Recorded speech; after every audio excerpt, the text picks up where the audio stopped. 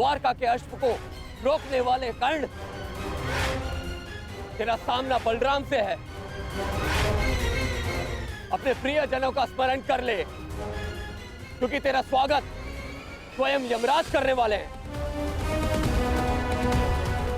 शत्रु ने ललकारा है, अंगराज उत्तर दो।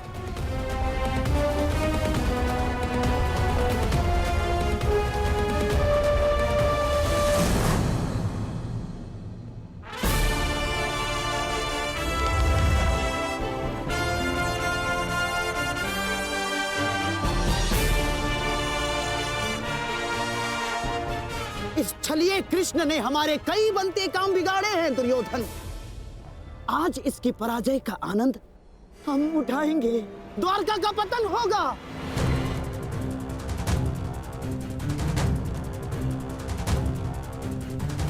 और फिर तुम्हें पांडवों का कोई भय नहीं होगा।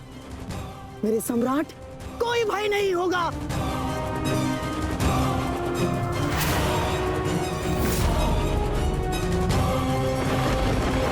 बाण संधान करो कर्ण। तुमने वाण संधान किया और मेरा प्रतिशोध पूर्ण होगा। आज मेरे एक परम शत्रु की हार निश्चित है, या तुम्हारी या कृष्ण की।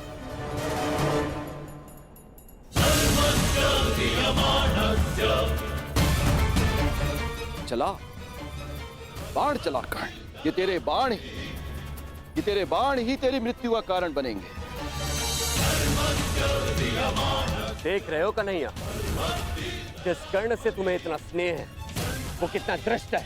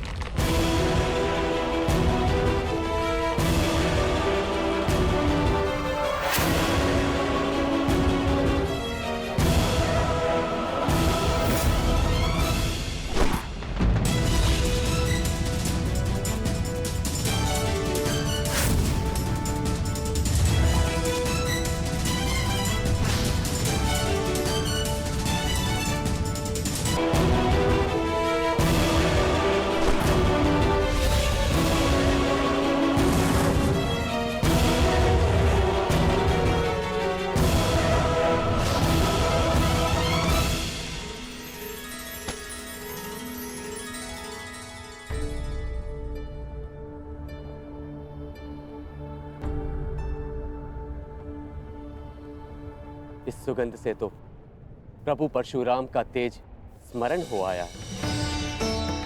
ये कैसा प्रहार है? प्रहार नहीं, आभार है दाऊ।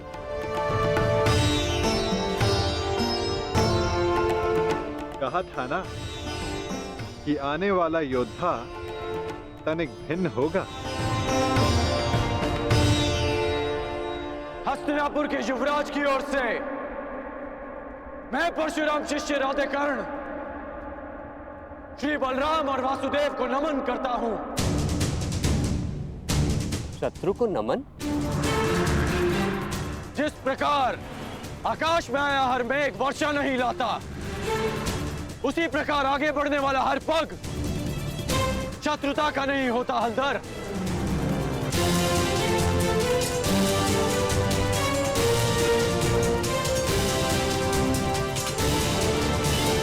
हस्तिनापुर की मित्रता स्वीकार करें।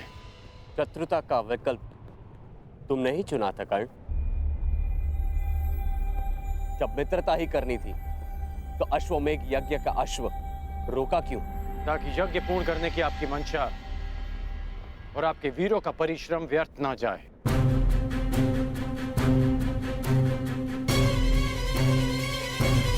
इस अश्व को ध्यान से देखिए। इस अश्व का दायां कान कटा हुआ है।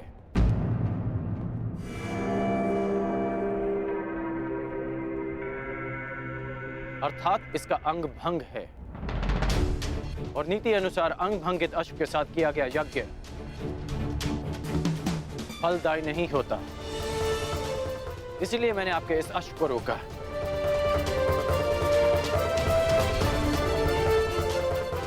हलधर, मैं स्वयं आपको समझाना चाहता था, परंतु उससे पूर्व आपके वीरों ने मुझ पर आक्रमण कर दिया और कदाचित मुझे उसका उत्तर देना पड़ा। परंतु आपने स्वयं देखा होगा कि मैंने उन्हें केवल निशस्त्र किया, उनके प्राण नहीं लिए। तो तुमने मेरी सहायता करने के लिए अश्व रोका। अद्भुत, हम प्रसन्न हुए।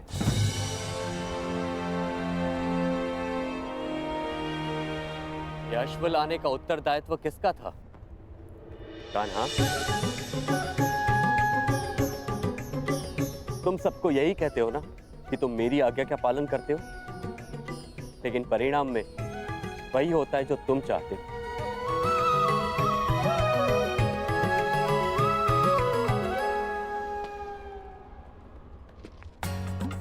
अब क्या करूं दाऊ, मेरा भाग्य ही ऐसा है। भाग्य नहीं, धूर्तता है तुम्हारी।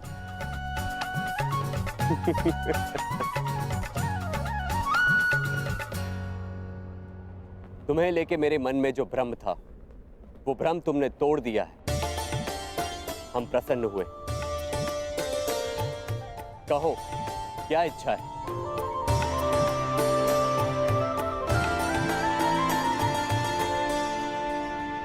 आपसे मित्रता की इच्छा है हलधर।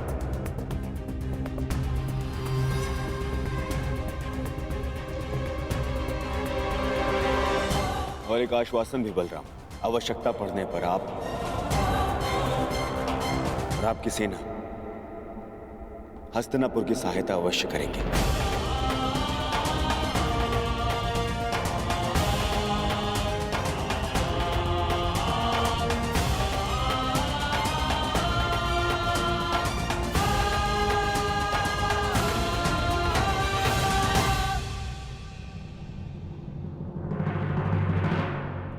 स्वीकार है।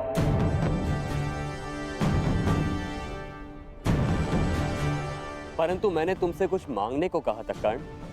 इस समय मेरा लक्ष्य युवराज दुर्योधन को सर्वशक्तिशाली बना देना है।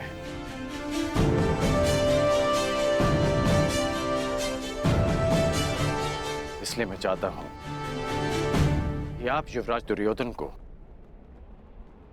गदा युद्ध की शिक्षा दें और इन्हें संसार का सर्वश्रेष्ठ गदाधारी बना दें। स्वीकार है।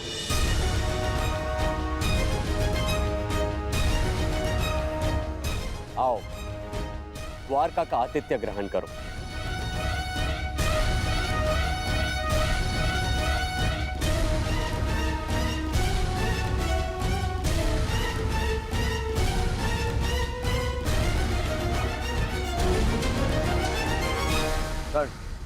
वरदान तुम्हें मिला था और तुमने उसे मेरे लिए उपयोग किया। आज तुमने एक बार फिर यह सिद्ध कर दिया कि संसार में यदि कोई मेरा सबसे बड़ा हितैषी है तो वो तुम हो कर्ण। मैं हस्तिनापुर का हितैषी हूं युवराज, और हस्तिनापुर युवराज का सेवक। मेरा धर्म हस्तिनापुर और आपको शक्तिशाली बनाना है। प्रणिपात युवराज।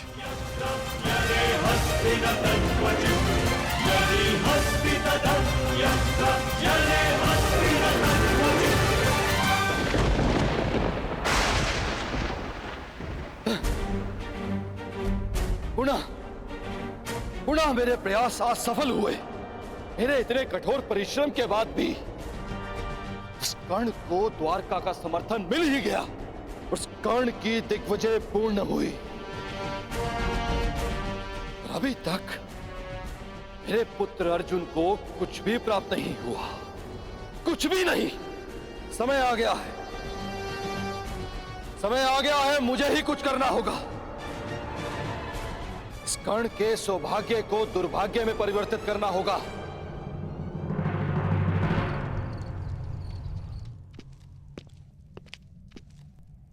दिग्विजय पूर्ण हुई कर्ण।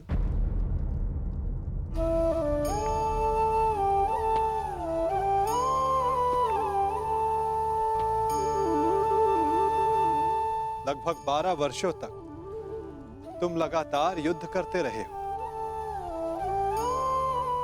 निश्चित रूप से थकान अनुभव हो रही होगी। विश्राम नहीं करोगे? मित्रा के लिए शरीर की थकान से अधिक मन की शांति होती है केशव। मेरा मन अशांत है। एक परिवर्तन का स्वप्न लेकर मैंने अपना जीवन प्रारंभ किया था। तू स्वयं ही परिवर्तित हो गया केशव।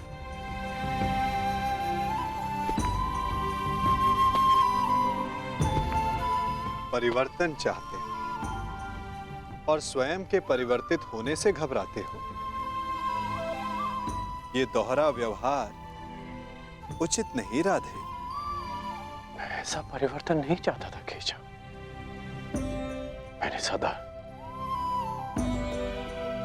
स्वतंत्रता की कामना की थी और आज स्वयं मैं हस्तिनापुर का दास बन गया।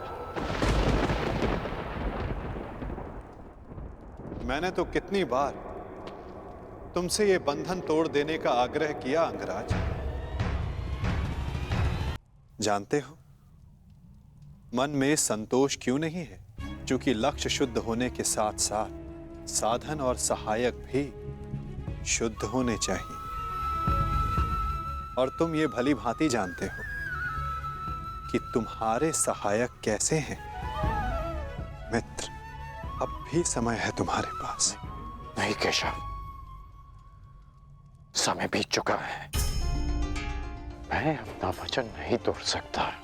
मैं आपसे पूछता हूं, आपने भी तो कई वचन दिए होंगे।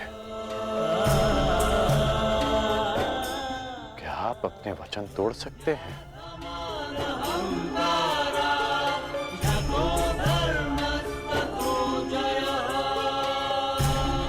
कौन जाने मित्र, भविष्य में क्या छिपा है। तुम बताओ, अब दिग्विजय के पश्चात तुम क्या करोगे? केशव,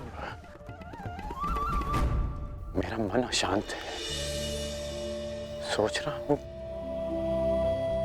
कि हस्तिनापुर जाने से पूर्व गुरु परशुराम के दर्शन करा। विचार उत्तम है मित्र, परंतु स्मरण रखना, कभी कभी अकेला यात्री मार्ग में भ्रम के जाल में फंस जाता है।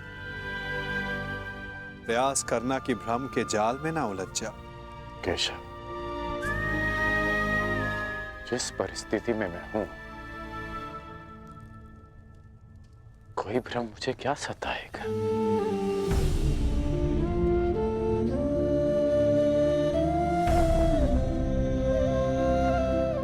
आपकी मुस्कान मुझे बहुत शांति देती है केशव।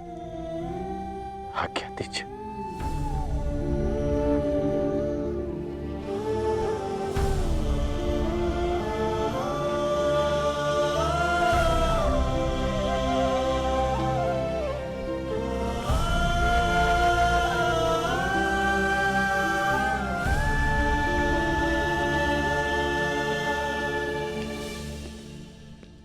कभी कभी मनुष्य परिस्थितियों का खिलौना बन जाता है मित्र।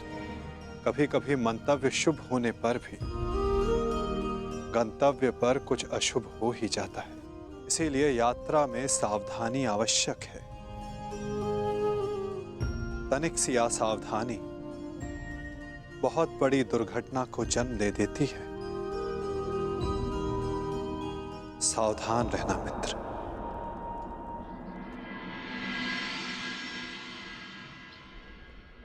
अपने गुरु से भेंट करने से मैं तुम्हें रोक नहीं सकता मित्र, परंतु मैं चाहता था कि तुम मेरे साथ में हस्तिनापुर चलो, मेरे इस दिग्विजय का सम्मान और सत्कार प्राप्त करो। युद्ध में बाण धनुष से चलाए जाते हैं युवराज, परंतु विजय सदा योद्धा की मानी जाती है। उसी भांति दिग्विजय आपकी है, मैं तो केवल एक निमित्त मात्र हूं।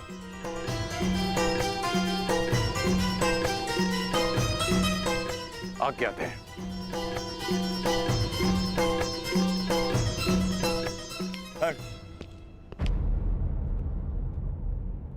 अपने मित्र को हार कर ये दिग्विजय अधूरी है मित्र। 12 वर्ष बीत गए। इन 12 वर्षों में तुमने मेरे लिए धनुष उठाए, परंतु कभी दृष्टि नहीं उठाई। ढाल बनकर मेरे शरीर की रक्षा की है, परंतु मित्र बनकर कभी गले नहीं लगाए।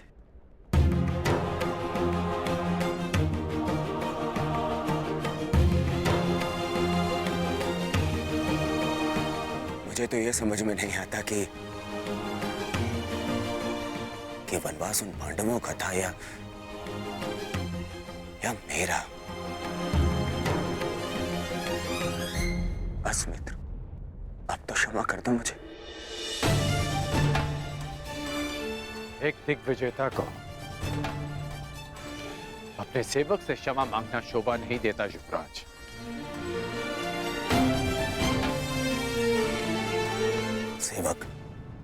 सेवक ऐसे 100 दिग्विजय न्यौछावर कर सकता हूं तुम्हें एक बार गले लगाने के लिए। बस एक बार मेरी आंखों में देखकर मुझे मित्र पुकार के एक बार गले लगा लो मित्र।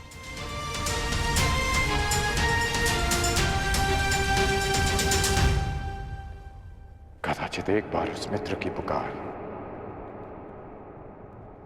युद्ध भवन में भी सुन ली होती आपने युवराज।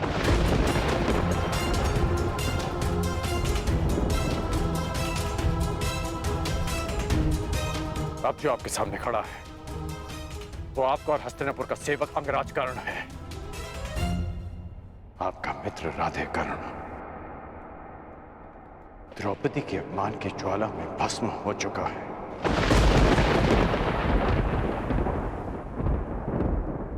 और जो भस्म हो जाते हैं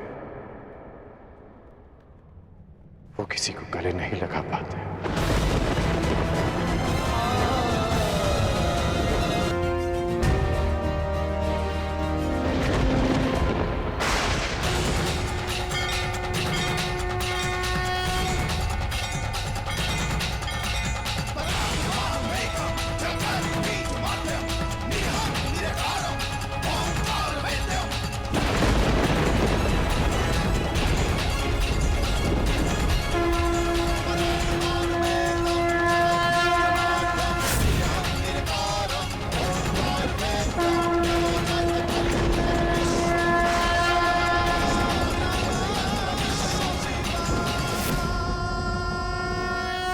स्वागत है देवराज।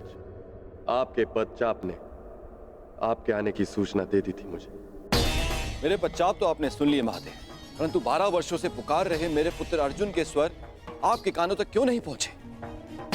क्यों उसकी तपस्या का ताप आपके मन को नहीं पिघला सका? यदि अर्जुन आपका पुत्र ना होता तो क्या तब भी आप उसका कष्ट लेकर मेरे पास आते? स्वीकारता हूं कि मुझे मेरे पुत्र से मोह है, परंतु सबको होता है। आप स्वयं ही बताइए, क्या दोष है मेरे पुत्र अर्जुन में, या उसकी इच्छा पूरी कर सकने के योग्य नहीं? देवराज, वृक्ष पर लगे फल को खाने की इच्छा करने वाले को मात्र वृक्ष पर लगे फल को तोड़ने का परिश्रम करना पड़ता है। मोती की आकांक्षा करने वाले को सागर के तल तक जाने का परिश्रम करना पड़ता है। ठीक उसी प्रकार अमृत पीने की इच्छा करने वाले को भी गहन साधना का विष पीना पड़ता है। आपका पुत्र मुझसे पशुपतास्त्र की इच्छा रखता है। ये विध्वंसकारी अस्त्र उसे देने से पहले ये जान लेना आवश्यक है कि क्या वो उसके योग्य है। शक्तियों के साथ साथ उत्तरदायित्व भी बढ़ता है। यह जान लेना आवश्यक है कि क्या वो ये उत्तरदायित्व उठाने योग्य है या नहीं। पशुपतास्त्र पाना है, कई परीक्षाओं का सामना करना पड़ेगा अर्जुन को। अपने पुत्र के मोह में आपने क्या क्या किया है, मुझसे कुछ छिपा नहीं। पूरे पुत्र को नीचा दिखाने के लिए आपने देवराज पद की गरिमा को किस तरह लांछित किया है, भली भांति जानता हूं। देवराज, यदि एक पिता अपने पुत्र की परीक्षा लेता है तो पुत्र प्रशंसा पाता है। जब एक पिता पुत्र की प्रशंसा करता है तो पुत्र केवल परीक्षा पाता है। आशा है कि अगली भेंट देवराज इंद्र से होगी, पुत्र मोही पिता से नहीं।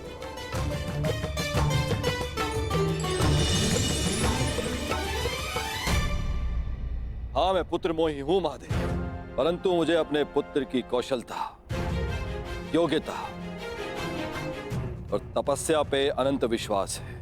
आपकी प्रत्येक परीक्षा में मेरा पुत्र अवश्य सफल होगा। किंतु जिस कारण आपने उस कर्ण के लिए देवराज इंद्र को अपनी दृष्टि नीचे करने पर विवश कर दिया, कर्ण को ऐसे परीक्षा में डालूंगा कि वो कभी सफल नहीं होगा। उस दिग्विजय कर्ण को दिशा विहीन कर दूंगा, महाशाप दिलाऊंगा उसे।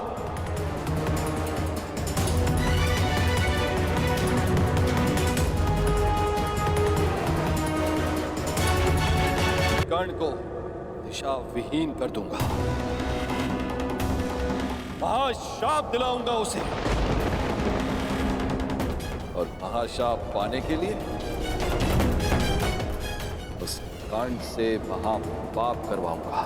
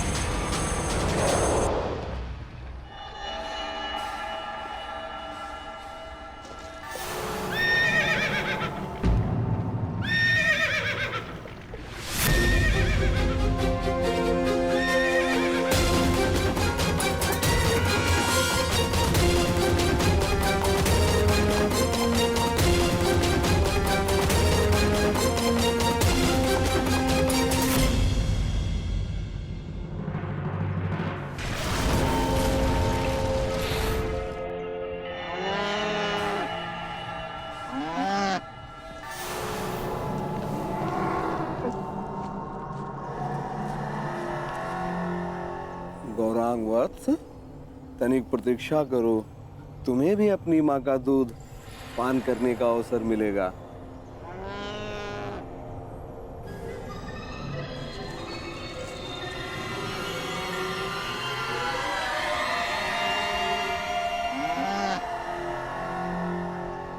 क्या है श्यामा,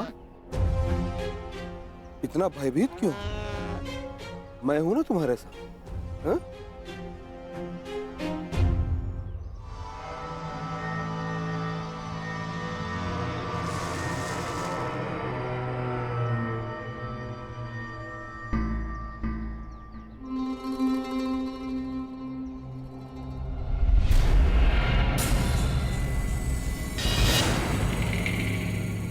अपना मंतव्य ज्ञात है ना?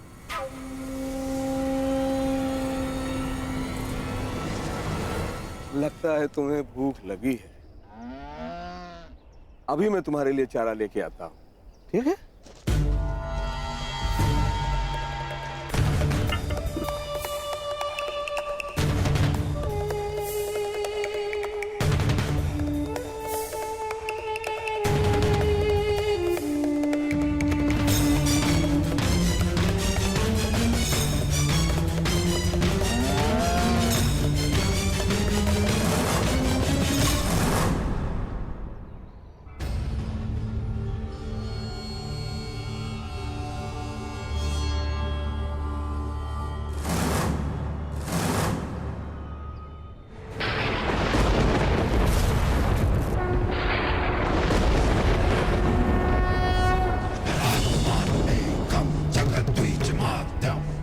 बड़ा लक्ष्य कड़ी तपस्या से नहीं, कड़ी परीक्षा से मिलता है अर्जुन।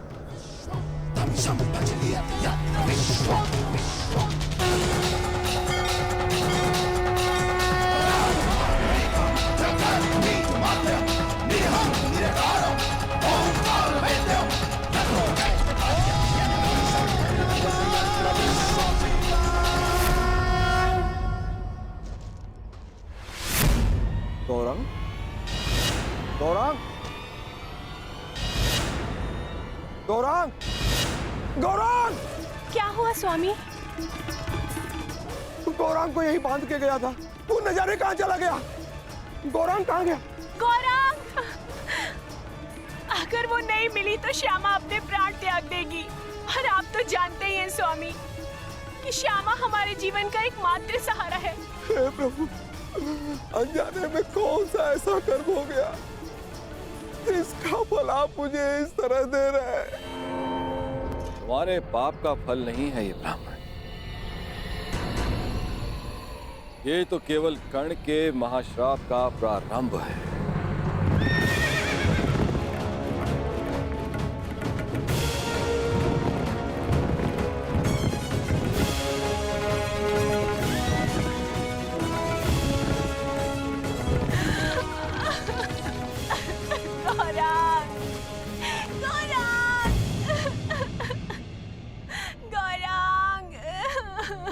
क्या हुआ ब्राह्मण देव?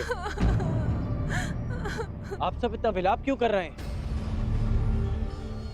देखिए, मेरे गाय श्यामा के बछड़े को न जाने कौन चोर चुरा के ले गया। अगर मेरा गौरांग नहीं मिला तो ये बेचारी छटपटा कर अपने प्राण त्याग देगी। आप मेरी कोई सहायता करिए। आप निराश ना हो ब्राह्मण देव, मैं समय रहते इस गाय के बछड़े को वापस ले आऊंगा सुरक्षित। ये मेरा वचन है।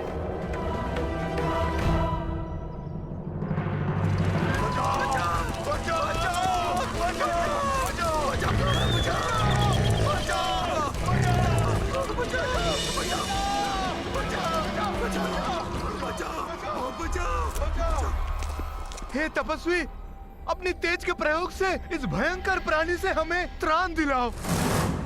क्यों ये हमारे लिए अपने वर्षों की तपस्या भंग करेंगे? भागो, अब कोई हमारी रक्षा नहीं कर सकता। भागो। नहीं,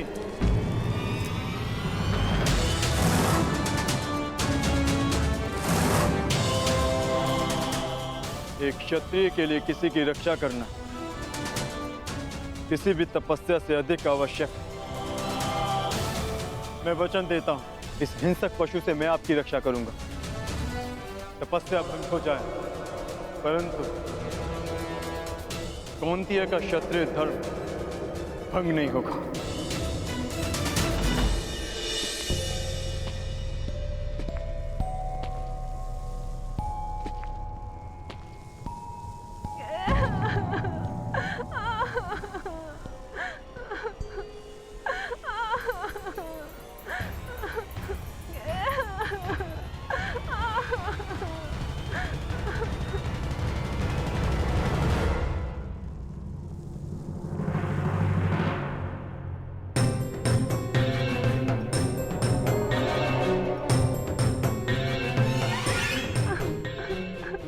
भयभीत मत हो छोटे मित्र। क्या हुआ? तुमने कुछ देखा? एक बछड़ा राक्षस के हाथ में। किस ओर गया वो? किस दिशा में?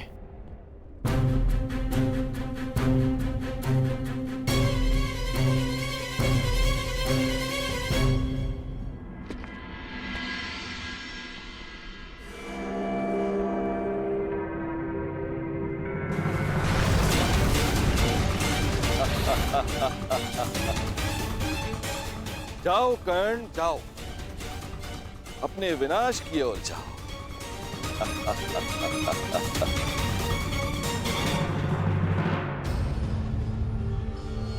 क्षमा कीजिए महादेव,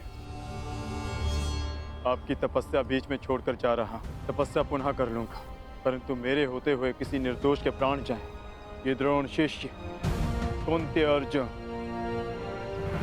नहीं होने दे सकता।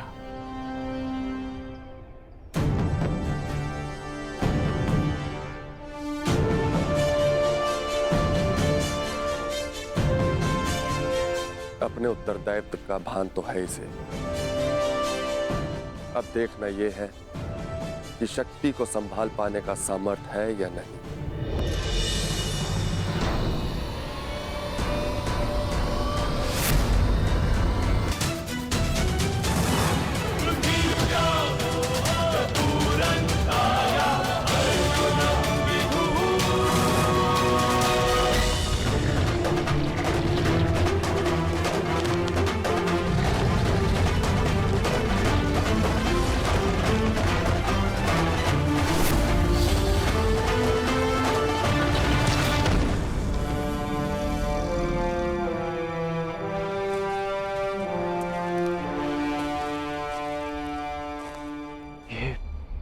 दूसरा बाण किसका है?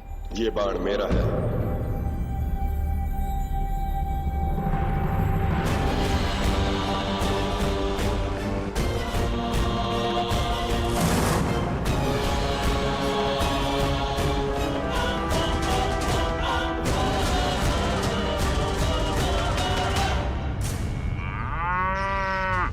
आनंद आ गया आज।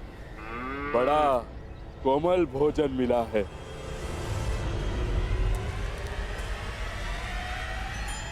सावधान!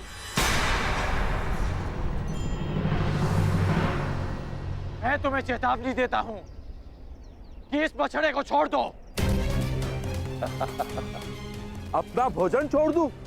तुम्हारे लिए यह केवल एक समय का भोजन है, परंतु किसी और के लिए यह जीवन जीने का सहारा है। इसकी मां के प्राण बसे हैं इसमें। इस निरपराध पशु को छोड़ दो।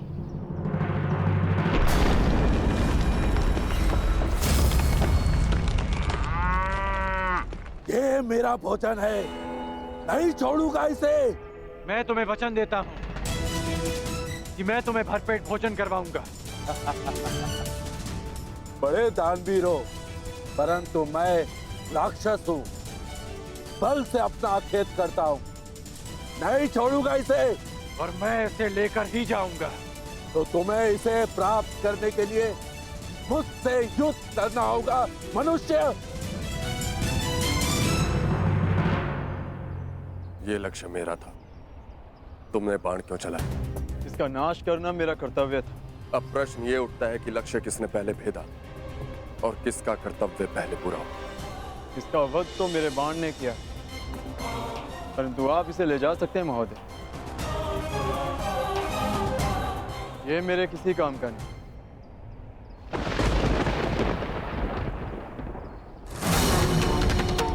मूर्ख! माना कि मैं किरात हूं, मगर मैं अपने परिश्रम से अपना अखेट करता हूं। मैं किसी की भिक्षा पर अपना जीवन व्यतीत नहीं करता। इसे तो मैं अवश्य लेके जाऊंगा, परंतु इसे ले जाने से पहले मैं ये अवश्य सिद्ध करूंगा कि इसे मैंने मारा है। तुम कौन हो, कहां से आए हो और क्या सिद्ध करना चाहते हो? मुझे इससे कोई लाभ नहीं। ले जाओ इसे।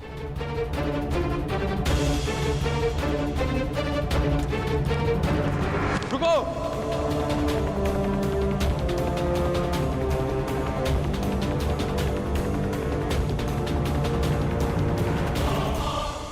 बिना ये निर्णय किए कि मेरे बाण तुम्हारे बाणों से अधिक तीव्र और अधिक तीक्ष्ण है, मैं यहां से नहीं जाऊंगा। तुम्हारा ये अभिमान तोड़े बिना मैं यहां से नहीं जाऊंगा।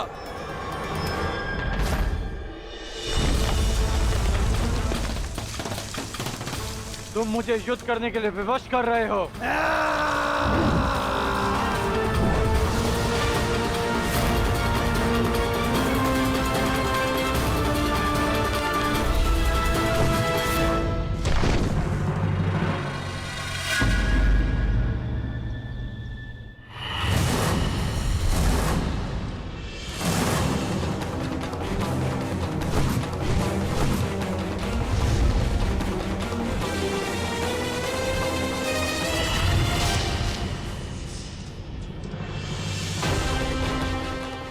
एक बाण काट दिया इसका अर्थ ये नहीं कि तुम्हें विजय मिली। मेरे पास बाणों की कमी नहीं। मेरे पास भी बाणों की कमी नहीं है।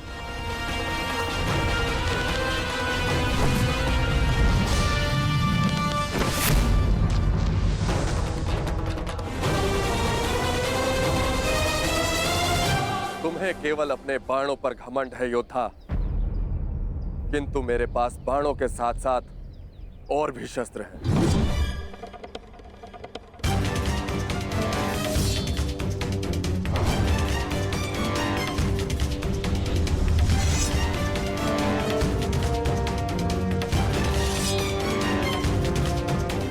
तलवार उठाओ योद्धा, युद्ध अभी तक समाप्त नहीं हुआ है और ना ही तुम्हारा अभिमान अभी तक टूटा है।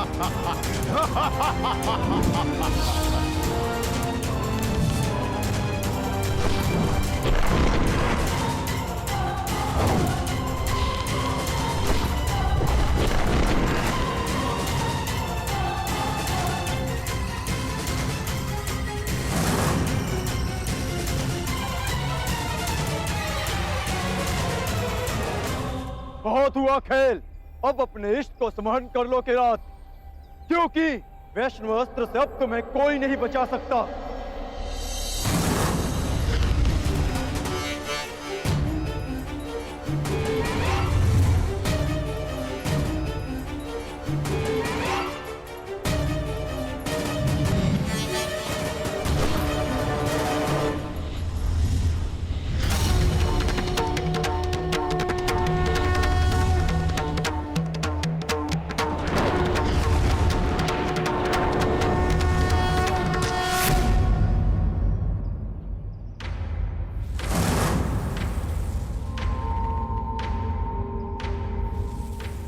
महान वैष्णव अस्त्र ने एक साधारण किरात का सम्मान किया, परंतु क्यों?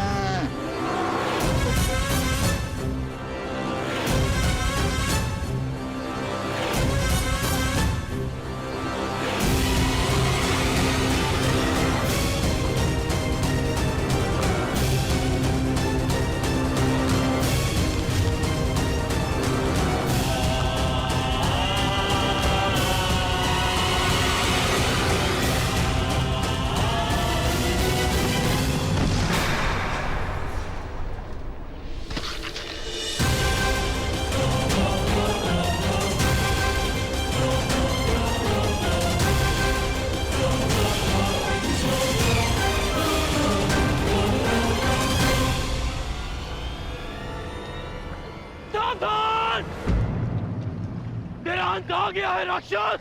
ये मेरा नहीं, तुम्हारा अंत है कर्ण।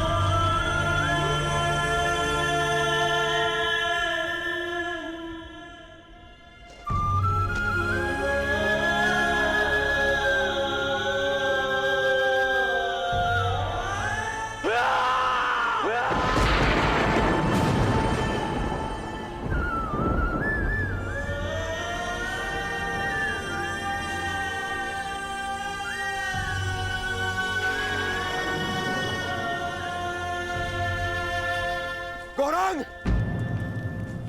गौरांग! गौरांग! गौरांग! गौरांग! गौरांग! गौरांग!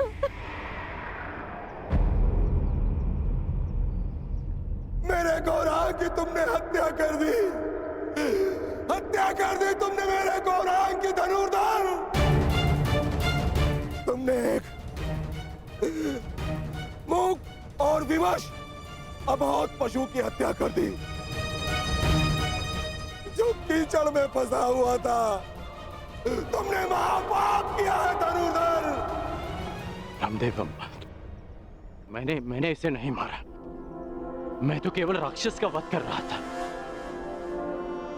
वो राक्षस वो अभी यही था। वाह धनुर्धर वाह! कौन सा राक्षस है यहाँ? यहाँ तो कोई राक्षस नहीं है। अपने आप को निर्दोष सिद्ध करने के लिए असत का सहारा मत लो धनुर्धर। तुमने मेरे गौरांग की हत्या नहीं की, तुमने उसकी माता श्यामा की भी हत्या की है। तुमने सिर्फ उसकी माँ की ही नहीं, मेरे परिवार के सदस्य की भी हत्या की है धनुर्धर।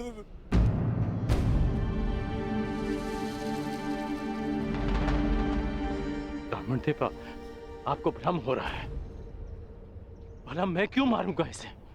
गौ हत्या का महापाप किया है तुमने। तुम्हारे पास उसके बच पाने का कोई अवसर नहीं है।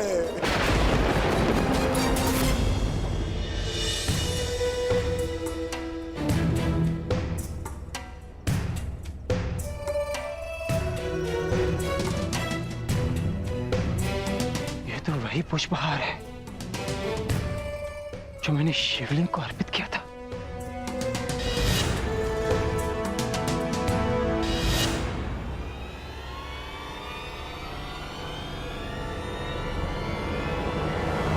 प्रभु,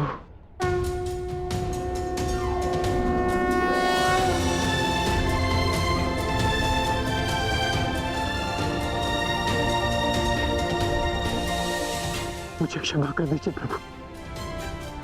मैं आपको पहचान नहीं पाया। आपको पहचान नहीं पाया प्रभु, मुझे क्षमा कर दीजिए।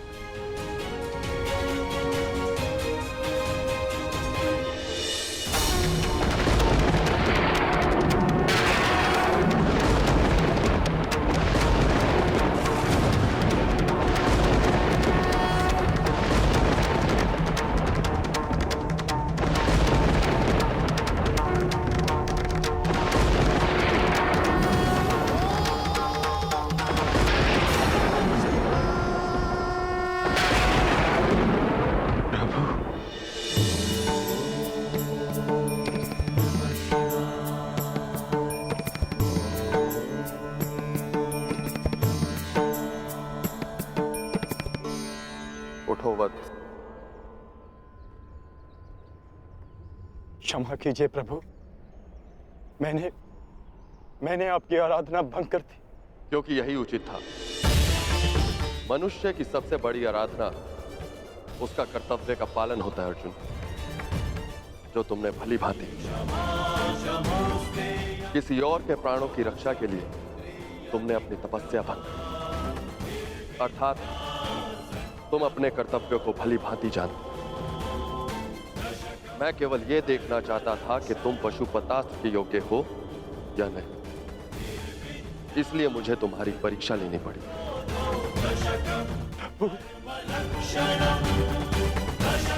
और तुम इस परीक्षा में सफल हुए अर्जुन। मैं तुम्हें प्रसन्न मन से पशुपतास्त्र प्रदान करता हूं अर्जुन।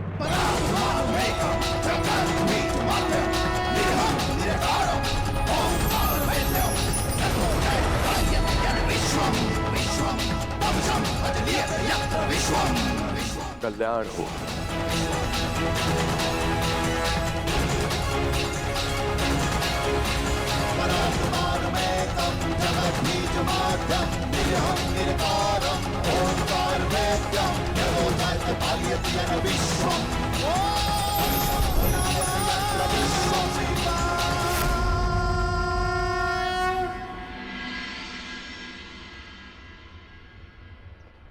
आप सब दुखी मत होइए ब्राह्मण देव।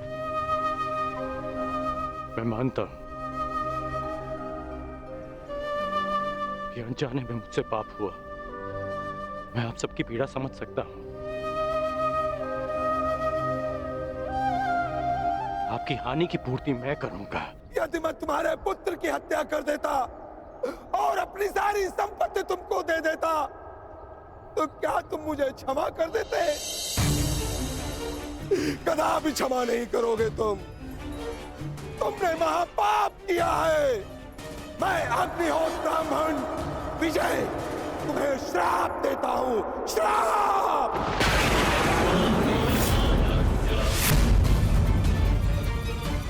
किस प्रकार तुमने कीचड़ में फंसे हुए मेरे असहाय बछड़े को मारा है, उसी प्रकार तुम भी एक दिन पृथ्वी पे असहाय गिरे रहोगे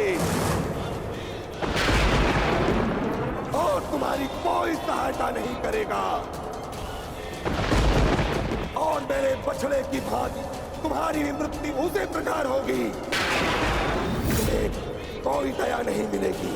धनुर्धर, ये दुखी ब्राह्मण का श्राप है।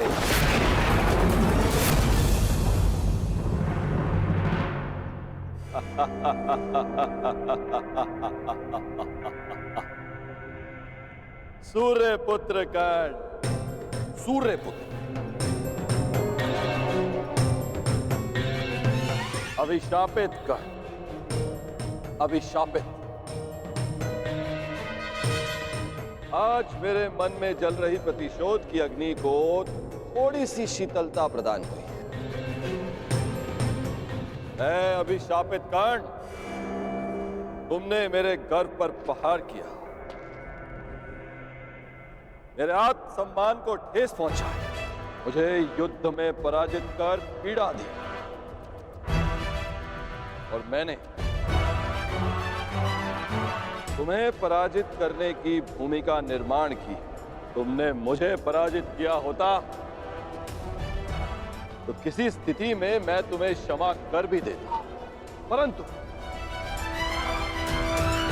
तुमने मेरे पुत्र अर्जुन के विरुद्ध खड़े होकर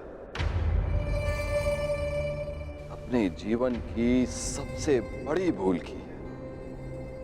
जब तक तुम्हारा संपूर्ण विनाश नहीं हो जाता, तब तक ये देवराज इंद्र संतोष से विश्राम नहीं करे। धनुर्धर, मेरा श्राप कभी व्यर्थ नहीं जाएगा। गौ हत्या के पाप का दंड तुम्हें हमेशा डसता रहेगा, डसता रहेगा।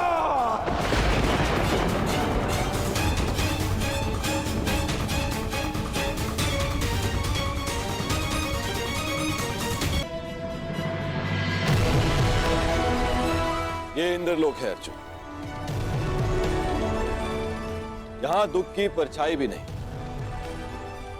यहां केवल सुख, आनंद है, शांति।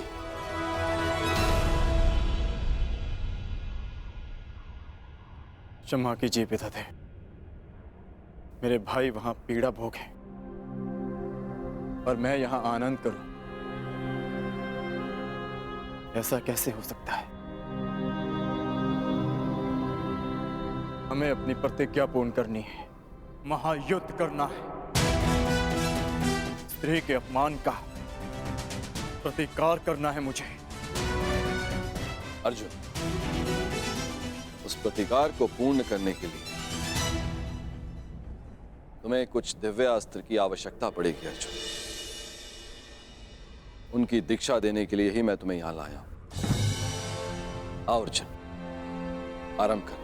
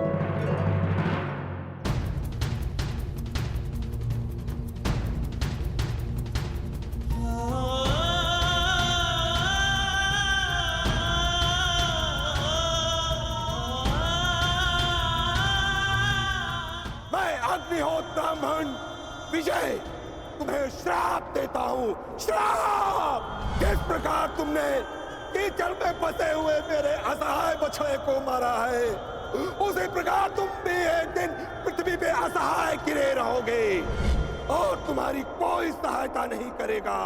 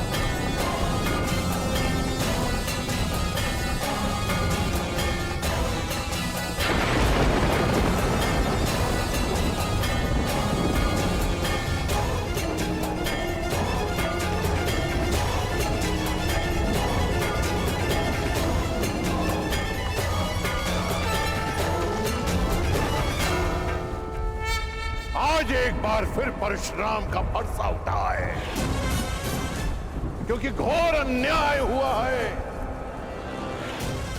मेरे शिष्य को अकारणी श्राप दिया गया है। मैं पूरे संसार का सर्वनाश कर दूंगा,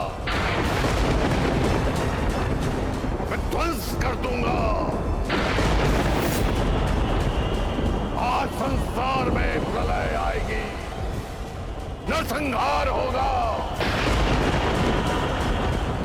21 बार इस धरा को क्षत्रिय विहीन कर देने वाला परशुराम एक बार ऐसे मानव जाति को जीवित रहने का कोई अधिकार नहीं देगा। परशुराम नहीं गुरुदेव, नहीं।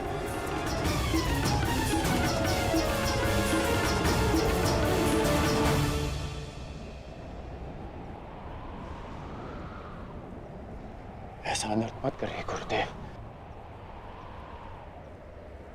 शांत हो जाइए।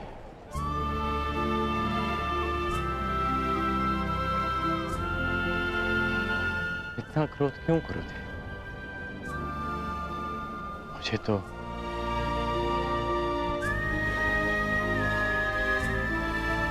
श्राप और उपेक्षा का अभ्यास सा हो गया है, और एक श्राप थोड़ी ना मिला है मुझे। मेरा जीवन तो प्रारंभ से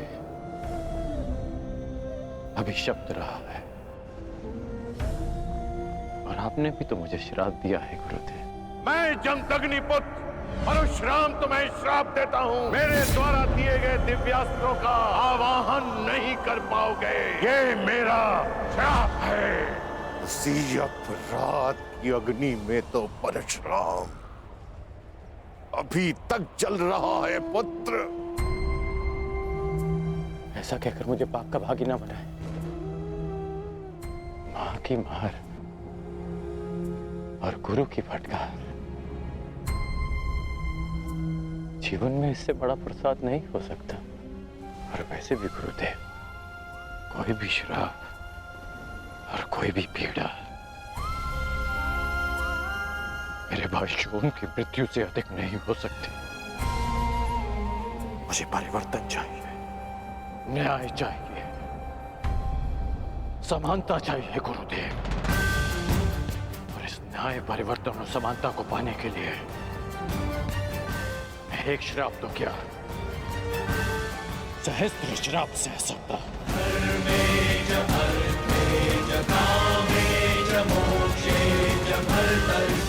और कोई श्राप आपके इस शिष्य को अपने लक्ष्य से, अपने कर्म पथ से हटा नहीं सकता गुरुदेव।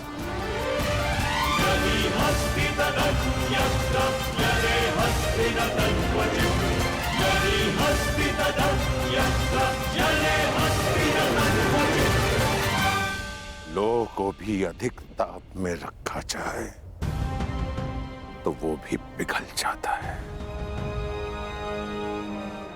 पाषाण पर चोट करो तो उसमें से भी चिंगारियां निकलती हैं, परंतु कर्ण, तुम तो स्वर्ण हो, स्वर्ण। तुम्हें जितना तपाया जाता है तुम मुझसे कहीं अधिक चमकदार बनकर निकल आते हो। यहां कई वीर योद्धा आए और आएंगे भी, पर तुम जैसा धैर्यवान और वीर योद्धा न भूत हो न भविष्य हो, न कभी हुआ है और ना ही कभी होगा। मैं तो चिरंजीवी हूं, कभी मृत्यु को प्राप्त नहीं होगा, परंतु वत्स, मृत्यु भी तुम जैसे धैर्यवान और वीर योद्धा को प्रणाम